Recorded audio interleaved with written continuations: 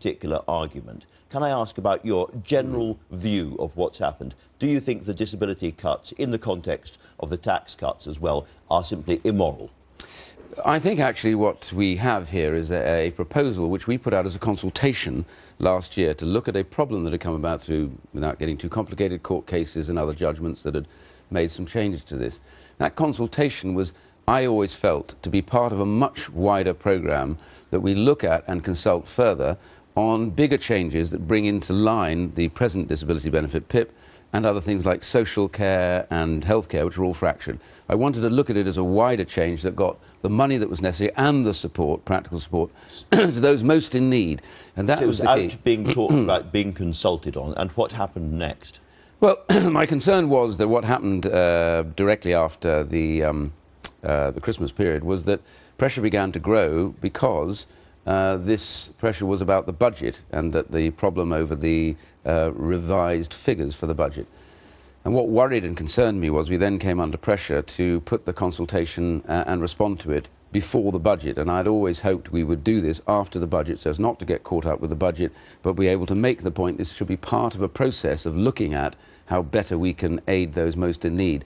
And that pressure really was to get out a definitive answer on the consultation. There were lots of arguments and debates about that.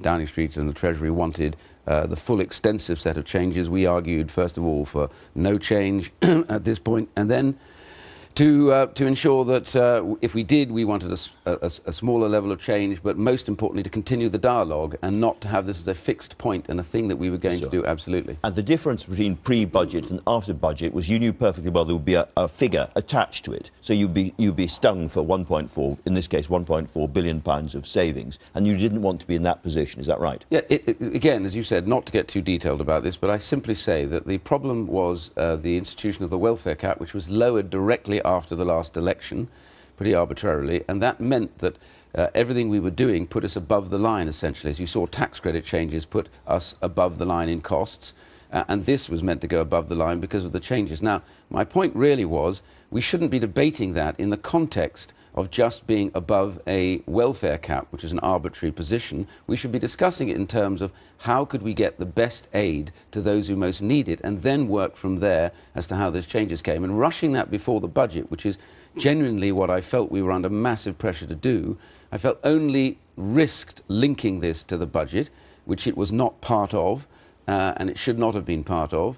And that in turn made it juxtapose, and I didn't at that stage know anything about tax reductions until later. So this is interesting, because your critics in government say two things. First of all, this was your scheme, the PIPs was your idea, Absolutely. And indeed revising it was your idea, and you defended it right up to the last minute. You sat through the cabinet on the budget and didn't say anything about it, didn't raise the problem then. Shall I deal with this? Yes, well, okay, come on. Sorry, and then you didn't go and see the Prime Minister.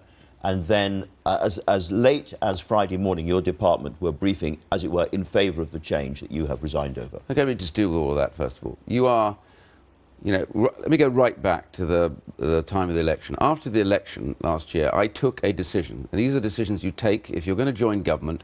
You have to balance whether or not you can make changes, you can do what you hope to do. On balance, you'll have to compromise, but do those compromises benefit or damage society? I have been passionate about the issue of social justice. I set up the Centre for Social Justice years ago. I have campaigned to make sure that there's a conservative way of delivering help and support to those who most in need, not just through money, but through a whole variety of other ways, getting people back into work. My problem throughout this last period didn't start last week or the week before. Through the debates and the disputes that I've had on tax credits, on the cutting away and eroding of universal credits allowances, and then the big assault on the taper. What is the taper? It helps people move on up the hours. It would benefit people enormously getting them back to work. So it's a long-running thing. This has been a long-running problem where I felt really semi-detached, in a sense, isolated more often in these debates, because I'm not able to convince people that what we were losing progressively, and this was my worry, was the narrative that the Conservative Party was this one nation party caring about those who don't even necessarily vote for it, who may never vote for it. That is my problem. And this, I suppose the double question there is you went along with all those cuts, and then in the key cabinet meeting you didn't say anything. Well, I actually thought last year about resigning.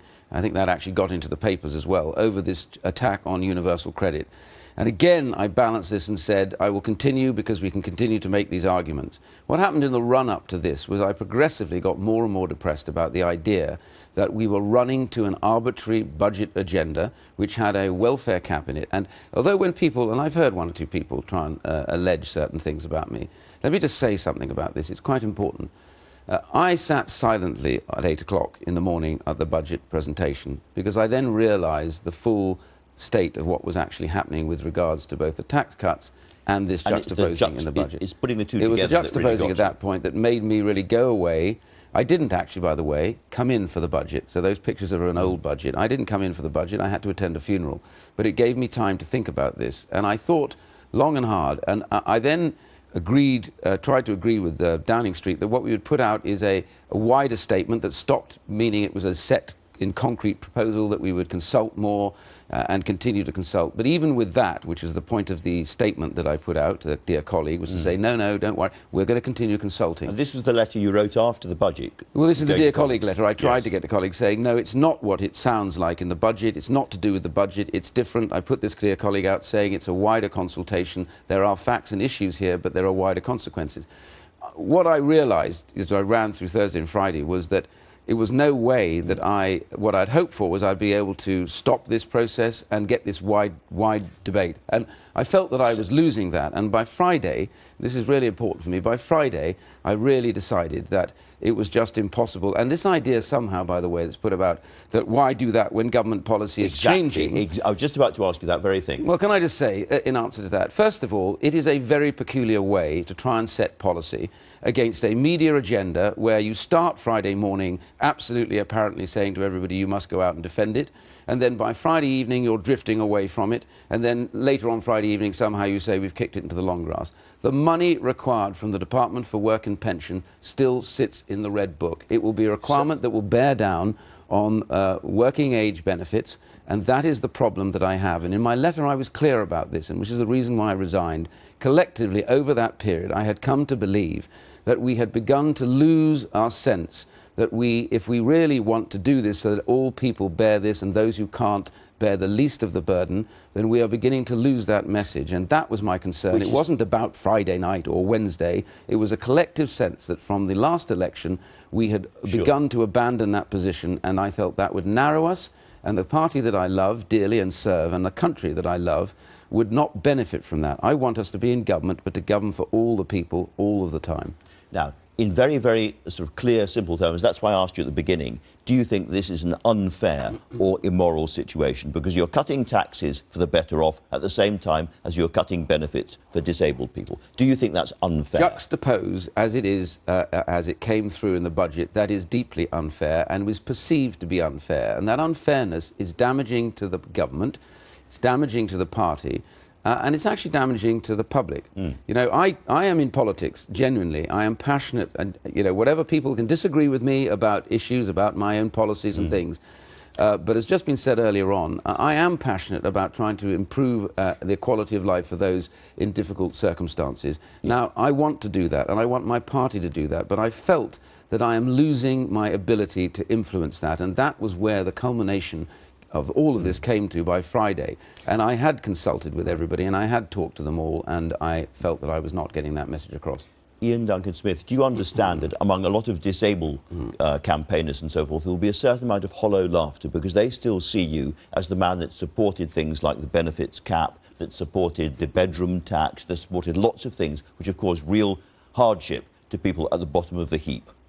And they see you as the bad guy. Okay. They find it hard to see you as the great reformer and champion of disability rights. All I would say is behind the scenes we have spent a lot trying to even out and smooth out those proposals and policies. You know, for example, discretionary housing payments massively increased at my request and demand from the Treasury, so that people who had difficult problems, local authorities would be able to give them much more money and support them. You know, we did exempt disability benefits. We actually did not. The whole ESA row, for instance. Yeah, but the ESA row was a row to do with that run-in that I'm talking about from the budget period onwards, about this desperate search for savings. And my concern about all of this is that we don't want to lose sight of this. There are reforms that are important and good. To be very clear, were you against what happened on ESA? No, my sense about what the ESA was about was actually saying, look, we want more people to be in the support group, which is where they are protected and supported properly with higher levels of money, and not to be languishing in a demi-section of the benefit, unable, therefore, to either go to work or to be fully supported. And I've argued for a white paper to look at getting rid of this binary system that says you're either too sick to work or you can work. I want people, if they can work, no matter what their condition, to work. And that was the proposed changes I wanted to bring forward, and this year, which is what I was planning to do. Do you think a fairer overall government would have taken some of the benefits away from richer pensioners, might not have done the triple lock in order to avoid these kind of cuts? Andrew, my concern, as I accept the letter,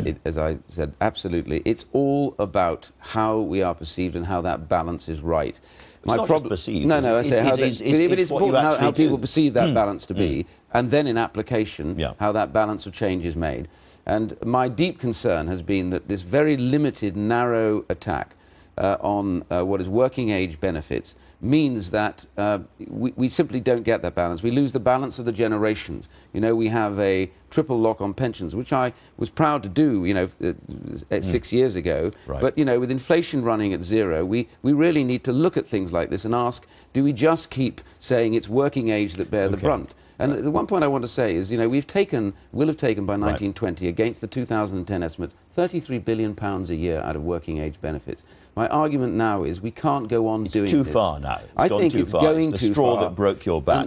Exactly. The problem I face is that my care for my countrymen and women leads me to believe I am resigning because I want my government to think again about this and get back to that position that I believe, which is about being a one nation. This is not some secondary attempt to attack the Prime Minister or about Europe. There's nothing to do with that at all. If I wanted to do that, I would have been clear. I've never, ever hidden my views about something, and I'm not doing it now. I am genuinely concerned. Did he call you hypocritical and something worse in those conversations? Look, there are only two people engaged in this conversation, Andrew, and I'm always intrigued when others who weren't actually engaged in those conversations seem to know what happened. My sense about this was it was robust. We had a long set of conversations. I listened to him. I acted on what he asked me to do, to think about things.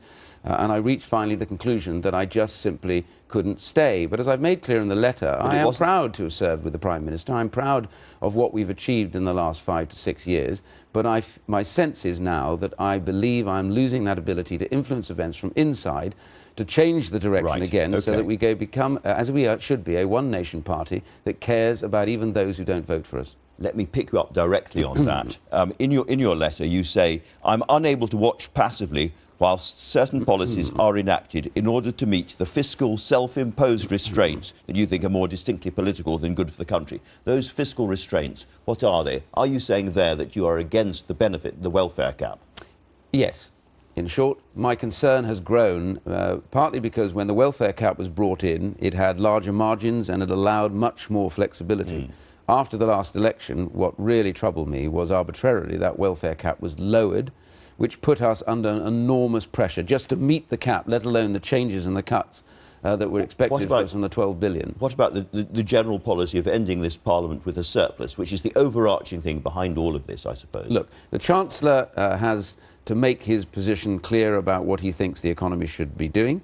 I am a big supporter of the fact that if you don't eradicate the deficit, of course, the people that suffer most are those on the lowest incomes.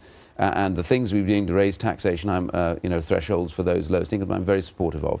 But the truth is, yes, we need to get the deficit down, but we need to make sure we widen the scope of where we look to get that deficit down and not just narrow it down on working age benefits. And there's a reason for that, because otherwise it just looks like we see this as a pot of money that it doesn't matter because they don't vote for us. And that's my concern. They are people who I want to get into work, and we've done a lot to get them into work to change their lives. But I'm passionate that we do that. Your case is that the Chancellor is wrong on his overall benefit, his welfare cap. He's wrong on where he's attributing the pain. He's been protecting, as it were, better off voters at the expense of people who are more vulnerable. These are a series of body blows to the Chancellor. Can I put it to you? You just don't like him. He doesn't like you. This has been simmering for years and years and years. There are people saying, you heard them earlier on, this is the beginning of a coup against George Osborne and David Cameron.